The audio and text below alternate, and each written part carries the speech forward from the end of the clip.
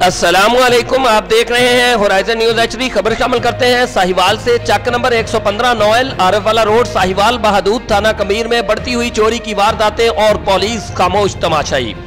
तफसीलात के मुताबिक 2 हफ्ते कबल गुलाम मुस्तफा वल सैयद मोहम्मद की ढारी से 4 बकरे और एक बैल, कीमत 2 लाख रुपए।